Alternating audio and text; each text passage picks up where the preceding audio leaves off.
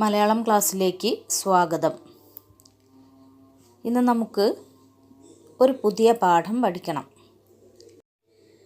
വേദനകളെ തമാശയോടെ നേരിട്ട് തൻ്റെ വിഷമങ്ങളും പ്രയാസങ്ങളും മറ്റുള്ളവരെ കാണിക്കാതെ ഉള്ളിൽ ഒതുക്കുന്ന ധാരാളം വ്യക്തികൾ നമുക്കിടയിലുണ്ട്. അത്തരത്തിലുള്ള ഒരു വ്യക്തിയെയാണ് നാം ഇന്ന് പരിചയപ്പെടുന്നത്.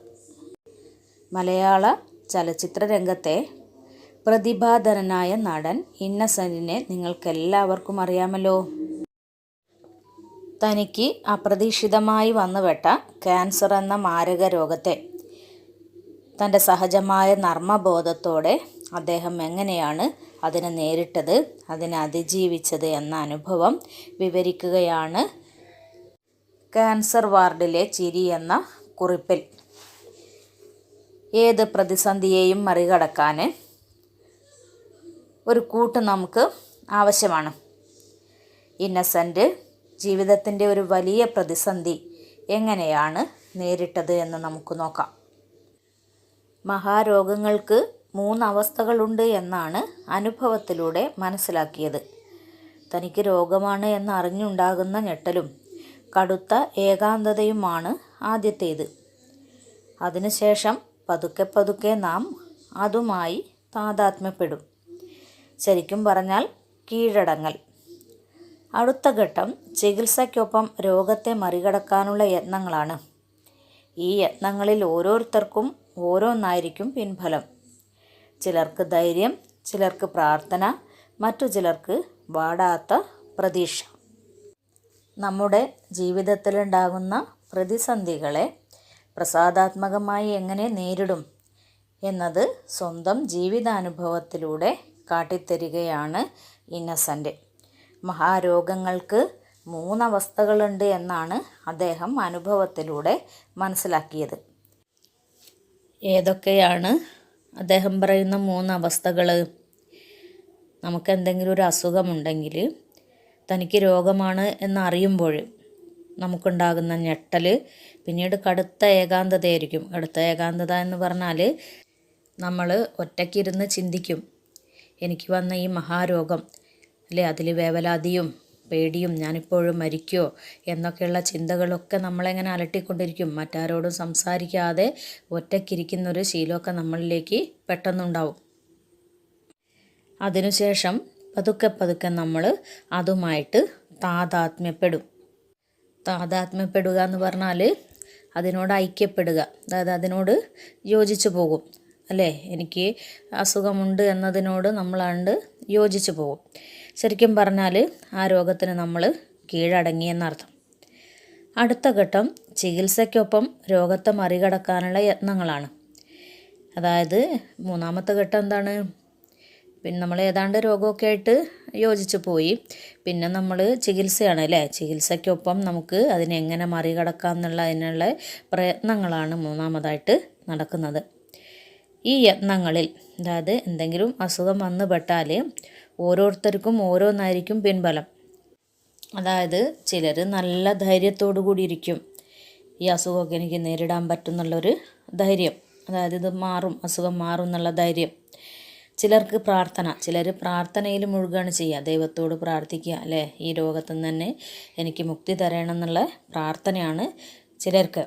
മറ്റു ചിലർക്ക് വാടാത്ത പ്രതീക്ഷ.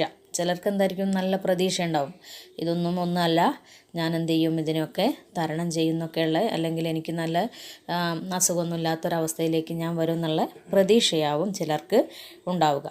എന്നാൽ ഇന്നസെൻറ്റ് പറയുന്നത് എനിക്ക് ചിരിയായിരുന്നു പിൻബലം. അതായത് അദ്ദേഹം അസുഖത്തെ നേരിട്ടത് എങ്ങനെയാണ്? ചിരിയിലൂടെയായിരുന്നു. അദ്ദേഹം ഒരു തമാശയായിട്ടാണ് ഇതിനെ കണ്ടത്. അതായത് മറ്റുള്ളവരുടെ മുന്നിൽ ഈ രോഗത്തെക്കുറിച്ച് എന്തെങ്കിലും പറയുമ്പോൾ അദ്ദേഹം വളരെ തമാശയോടു കൂടിയാണ് സംസാരിക്കുക അല്ലേ. താൻ ചിരിക്കും, അതേപോലെ മറ്റുള്ളവരെ ചിരിപ്പിക്കുന്ന രീതിയിലാണ് സംസാരിക്കുക. അങ്ങനെ ആ അസുഖത്തെ ഒരു ചിരിയോടുകൂടി നേരിട്ട ആളാണ് ഇന്നസെൻറ്റ്. ജീവിതത്തിൽ കടന്നുപോകുന്ന മറ്റു പല വിധത്തിലുള്ള പ്രതിബന്ധ ഘട്ടങ്ങളിലും എന്ന പോലെ ഇവിടെയും ചിരിയെ ചേർത്ത് പിടിക്കാൻ ഞാൻ തീരുമാനിച്ചു. അങ്ങനെ മാത്രമേ എനിക്ക് ഈ അവസ്ഥയെ മറികടക്കാൻ സാധിക്കൂ എന്ന് മനസ്സിലുറപ്പിച്ചു. തൻ്റെ ജീവിതത്തിൽ ഇതുവരെ ഉണ്ടായ എല്ലാ പ്രതിബന്ധ ഘട്ടങ്ങളിലും, പ്രതിബന്ധം എന്ന് പറഞ്ഞാൽ തടസ്സം എന്നർത്ഥം, പ്രതിസന്ധി ഘട്ടങ്ങളിലും അദ്ദേഹം ചിരിയെ ചേർത്ത് പിടിച്ചിട്ടാണ് അതിനെ നേരിട്ടത്. അല്ലെങ്കിൽ ഒരു ചിരിയിലൂടെ അതിനെ നിസ്സാരമാക്കിയിട്ട് തള്ളി. അതേപോലെ ഇവിടെയും അദ്ദേഹത്തിന് ക്യാൻസർ എന്ന അസുഖം വന്നപ്പോൾ ഇവിടെയും അദ്ദേഹം അതിനെ നേരിടാനുള്ള ഒരു ആയുധമായി ഉപയോഗിച്ചത് എന്ത് തന്നെയാണ്? ചിരി തന്നെയാണ്. അങ്ങനെ മാത്രമേ ഈ അവസ്ഥയെ മറികടക്കാൻ സാധിക്കൂ എന്ന് അദ്ദേഹം മനസ്സിൽ ഉറപ്പിച്ചു. എൻ്റെ പഴയ കണ്ണുകൾ തുറന്നു വയ്ക്കുക, എന്തിലും ചിരി കണ്ടെത്താനുള്ള സെല്ലുകൾ തുറന്നു പിടിക്കുക, അത്രയും ചെയ്താൽ മതി. ഞാൻ അതിന് തയ്യാറായി. ഡോക്ടറുടെ മരുന്നുകൾക്കൊപ്പം ഞാൻ എൻ്റേതായ ഔഷധങ്ങളും തയ്യാറാക്കാൻ തുടങ്ങി. എൻ്റെ പഴയ കണ്ണുകൾ തുറന്നു വയ്ക്കുക എന്ന് പറഞ്ഞാൽ അദ്ദേഹം രോഗാവസ്ഥയ്ക്ക് മുമ്പ് എങ്ങനെയാണോ ആ രീതിയിൽ എന്ത് ചെയ്യുക, എല്ലാറ്റിനെയും കാണുക.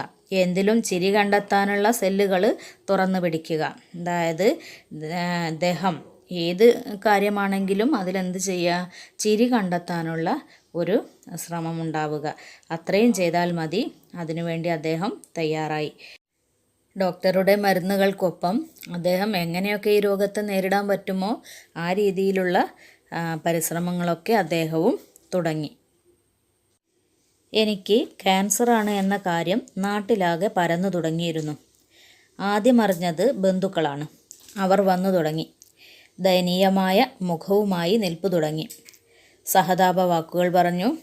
സമാനമായ രോഗാവസ്ഥയിലുള്ളവരുടെ കഥകൾ കെട്ടഴിച്ചു.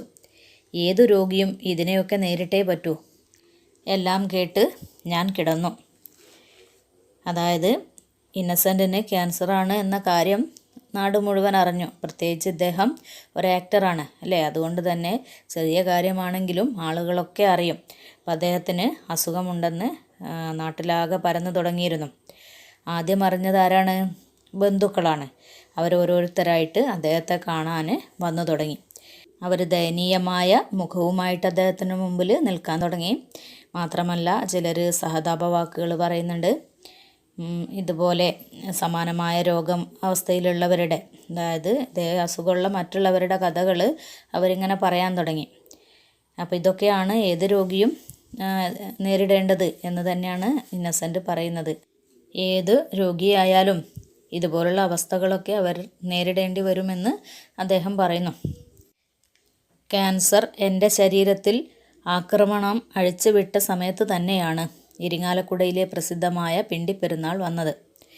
നാടിനാകെയുള്ള ഉത്സവകാലമാണത്. വീടുകളെല്ലാം വിളക്കുകളണിയും, ബന്ധുക്കളെ കൊണ്ടും വിരുന്നുകാരെ കൊണ്ടും നിറയും.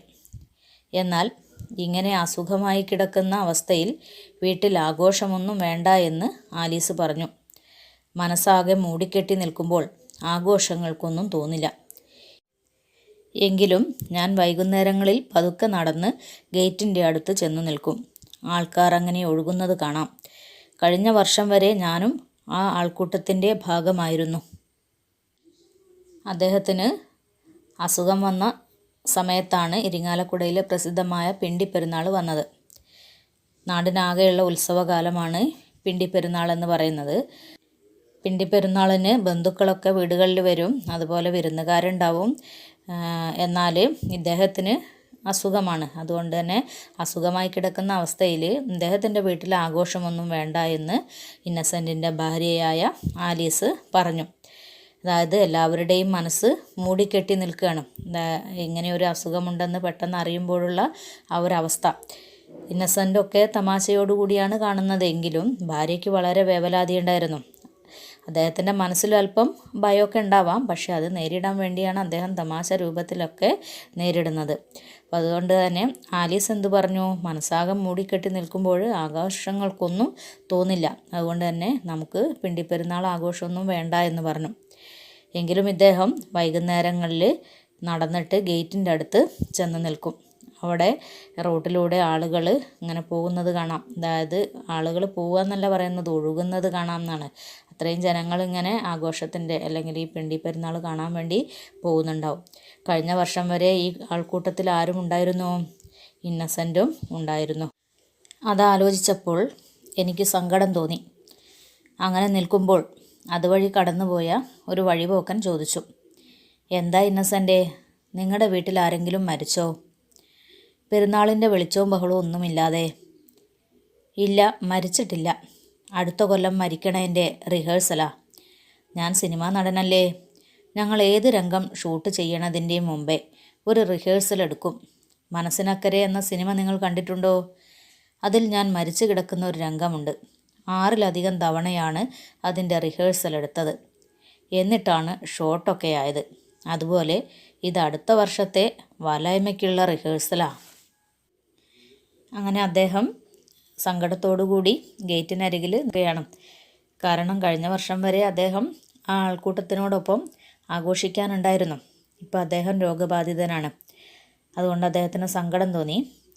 അങ്ങനെ നിൽക്കുമ്പോഴാണ് അതുവഴി കടന്നുപോയ ഒരു വഴിപോക്കൻ അദ്ദേഹത്തോട് ചോദിക്കുന്നത്. എന്താ ചോദിച്ചത്? എന്താ ഇന്നസെൻ്റ്, നിങ്ങളുടെ വീട്ടിൽ ആരെങ്കിലും മരിച്ചിട്ടുണ്ടോ?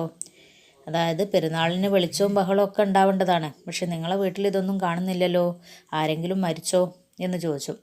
അപ്പോൾ ഇന്നസെൻ്റ് പറയുന്നു, മരിച്ചിട്ടില്ല, അടുത്ത കൊല്ലം മരിക്കണ എൻ്റെ റിഹേഴ്സലാണ്. അതായത് ഇപ്പോഴാരും മരിച്ചിട്ടില്ല, പക്ഷേ ഇനി മരിക്കും അല്ലേ, അടുത്ത വർഷം മരിക്കാൻ ഒരാളുണ്ട്. അതുകൊണ്ട് ഇപ്പം തന്നെ എന്ത് ചെയ്യാണ്, അതിൻ്റെ റിഹേഴ്സൽ നടത്തുകയാണ്. മരണ വീട് അല്ലെങ്കിൽ മരിച്ചു കഴിഞ്ഞാൽ ആ വീടുകളിലെ ആഘോഷങ്ങളൊന്നും കുറച്ച് ദിവസത്തേക്ക് ഉണ്ടാവില്ല. അപ്പോൾ അടുത്ത കൊല്ലം എന്തായാലും ഒരു പക്ഷേ അദ്ദേഹം ഉദ്ദേശിക്കുന്ന ആര് മരിക്കുന്നതാണ്, താൻ മരിക്കുന്നതാണ് അല്ലേ. അപ്പോൾ അതുകൊണ്ടുള്ള അതിനൊരു റിഹേഴ്സൽ നടത്തുകയാണ് ഇപ്പോൾ എന്ന് അദ്ദേഹം വളരെ തമാശയോടുകൂടി പറയുന്നു അല്ലേ. വലിയൊരു മനസ്സിൽ അദ്ദേഹത്തിന് സങ്കടമുണ്ട്, വിഷമമുണ്ട്. എങ്കിലും അദ്ദേഹം എന്ത് ചെയ്യാണ്, ആ ഒരു വിഷമത്തെ നേരിടുന്നത് എങ്ങനെയാണ്, ഒരു തമാശയിലൂടെയാണ്. ഞാൻ സിനിമാ നടനല്ലേ, അതുകൊണ്ട് ഏത് രംഗം ഞങ്ങൾ ഷൂട്ട് ചെയ്യുമ്പോഴും എന്ത് ചെയ്യും, ആദ്യം ഒരു റിഹേഴ്സൽ എടുക്കും. അതേപോലെ എന്താണ് വരാനിരിക്കുന്നതിൻ്റെ ഒരു റിഹേഴ്സലാണിപ്പോൾ നടത്തിക്കൊണ്ടിരിക്കുന്നതെന്ന് പറഞ്ഞു. മനസ്സിനക്കരെ എന്ന സിനിമയിൽ അദ്ദേഹം മരിച്ചു കിടക്കുന്ന ഒരു രംഗമുണ്ട്. അത് 6ലധികം തവണ അതിൻ്റെ റിഹേഴ്സൽ നടത്തിയതിന് ശേഷമാണത്രേ ആ ഷോട്ട് ഓക്കെ ആയത്. അതുപോലെ അടുത്ത വർഷത്തെ വാലായ്മയ്ക്കുള്ള റിഹേഴ്സലാണ് എന്നാണ് അദ്ദേഹം പറയുന്നത്. വാലായ്മ എന്ന് പറഞ്ഞാൽ പ്രസവവുമായി ബന്ധപ്പെട്ട ഒരു അശുദ്ധിയാണ്. പക്ഷേ ഇവിടെ പാഠഭാഗത്ത് മരണവുമായി ബന്ധപ്പെടുത്തിയിരിക്കുന്നു. അതായത് മരിച്ചു കഴിഞ്ഞാൽ പുലകുളി അടിയന്തരം എന്നൊക്കെ പറയും, കുറേ ദിവസത്തേക്ക് വീട്ടിൽ അശുദ്ധിയാണ് അല്ലേ.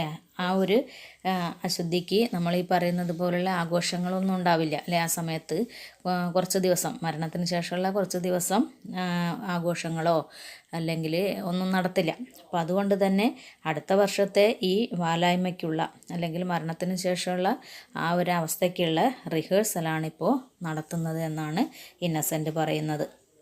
അത് കേട്ട് അയാൾ ചിരിക്കണോ കരയണോ എന്നറിയാതെ നിന്നു. ഈ കാര്യം ഞാൻ മമ്മൂട്ടിയോട് പറഞ്ഞു. മമ്മൂട്ടി അത് കേട്ട് പൊട്ടിച്ചിരിച്ചു. രോഗസമയത്തും ഞാൻ ചിരിവിടാതെ കൊണ്ടു നടക്കുന്നതിനെ പ്രശംസിച്ചു. ഫോൺ വയ്ക്കുന്നതിന് മുമ്പ് ഞാൻ ചോദിച്ചു, മമ്മൂട്ടി, ഞാനൊരു ചെറിയ നടനാ, എനിക്ക് ഒരുപാട് റിഹേഴ്സലൊക്കെ എടുക്കേണ്ടി വരും. നിങ്ങൾ ഭരത് അവാർഡൊക്കെ കിട്ടിയ വലിയ നടനല്ലേ, നിങ്ങളുടെ കാര്യത്തിൽ ഈ വലായ്മ ഫസ്റ്റ് ടേക്കിൽ ഓക്കെ ആവുമോ? റിഹേഴ്സൽ ഒന്നുമില്ലാതെ തന്നെ. അതുവരെ പൊട്ടിച്ചിരിച്ച മമ്മൂട്ടി ഒന്നും മിണ്ടാതെ ഫോൺ കട്ട് ചെയ്തു. ഇന്നസെൻ്റ് വഴിപോക്കനോട് പറഞ്ഞ ആ കാര്യം, അതേ കാര്യം ആരോട് പറഞ്ഞു? മമ്മൂട്ടിയോട് പറഞ്ഞു. അപ്പോൾ മമ്മൂട്ടി അത് കേട്ടപ്പോൾ പൊട്ടിച്ചിരിച്ചു. ഈ രോഗത്തിൻ്റെ സമയത്തും അദ്ദേഹം ചിരിവിടാതെ അല്ലേ വളരെ സന്തോഷത്തോടു കൂടി നടക്കുന്നതിനെക്കുറിച്ച് പറയുകയും മമ്മൂട്ടി അദ്ദേഹത്തെ പ്രശംസിക്കുകയും ചെയ്തു. അതിനുശേഷം ഫോൺ വയ്ക്കുന്നതിന് മുമ്പ് ഇന്നസെൻ്റ് പറഞ്ഞു, മറ്റൊരു തമാശ പറഞ്ഞു. എന്താ തമാശ പറഞ്ഞത്? ഞാനൊരു ചെറിയ നടനാണ്, അതുകൊണ്ട് എനിക്ക് ഒരുപാട് റിഹേഴ്സൽ വേണ്ടി വരും അല്ലേ. അടുത്ത വർഷം ഒരു മരിച്ച വീട് എങ്ങനെയായിരിക്കും അല്ലേ, അതുപോലെ ഞാൻ ഇപ്പോഴെന്ത് ചെയ്യാണ്, ഒരു റിഹേഴ്സൽ നടത്തിയിരിക്കുകയാണ്. അതുകൊണ്ടാണ് എൻ്റെ വീട്ടിൽ ഈ ആഘോഷത്തിന് വെളിച്ചവും അല്ലേ ബഹളവും ഒന്നും കേൾക്കാത്തത്. എന്നാൽ അങ്ങൊരു വലിയ നടനല്ലേ, ഭരത് അവാർഡൊക്കെ കിട്ടിയ നടനല്ലേ, അപ്പം നിങ്ങളുടെ കാര്യത്തിൽ ഈ വല്ലായ്മ ഫസ്റ്റ് ടേക്കിൽ ഓക്കെ ആവുമോ? എന്താണ് അദ്ദേഹം ഉദ്ദേശിച്ചത്? അതായത് ക്യാൻസർ രോഗബാധിതനായ താന് ഒരു വർഷം വരെ ജീവിച്ചേക്കാം അല്ലേ, കുറേ മരുന്നുകളൊക്കെ ആയിട്ട് ഒരു വർഷം വരെയൊക്കെ ജീവിച്ചേക്കാം. ഇന്നസെൻ്റ് അടുത്ത വർഷം മരിക്കുന്നതിനുള്ള റിഹേഴ്സൽ നടത്തുകയാണെന്ന് പറഞ്ഞു അല്ലേ. അപ്പോൾ മമ്മൂട്ടി വലിയൊരു നടനായതുകൊണ്ട് തന്നെ റിഹേഴ്സലിൻ്റെ ആവശ്യമില്ല. അപ്പോൾ അടുത്ത വർഷം മരിക്കണതിൻ്റെ റിഹേഴ്സലാണ് ഇവിടെ നടത്തുന്നതെങ്കിൽ മമ്മൂട്ടി റിഹേഴ്സലൊന്നും ഇല്ലാതെ മരിക്കുമോ എന്നുള്ളതാണ് ആര് ചോദിക്കുന്നത്? തമാശ രൂപത്തിൽ ഇന്നസെൻ്റ് ചോദിക്കുന്നത്. മമ്മൂട്ടിക്ക് ആ തമാശ മനസ്സിൽ കൊണ്ടിട്ടുണ്ടാവാം. അതുവരെ പൊട്ടിച്ചിരിച്ച അദ്ദേഹം പിന്നെ ഒന്നും മിണ്ടാതെ ഫോൺ കട്ട് ചെയ്തു. രോഗാവസ്ഥയോടുള്ള ഓരോരുത്തരുടെയും സമീപനം വ്യത്യസ്തമാണ്. ഇവിടെ ഇന്നസെൻ്റ് സ്വീകരിച്ച ആ ഒരു സമീപനം അദ്ദേഹത്തെ ഇപ്പോഴും ആരോഗ്യത്തോടെ ജീവിക്കാൻ പ്രാപ്തനാക്കി. അദ്ദേഹം സന്തോഷത്തോടുകൂടി രോഗത്തെ നേരിട്ടു. അതിൽ അദ്ദേഹം വിജയിക്കുകയും ചെയ്തു. പാഠഭാഗം 1-2 തവണ വായിക്കുക.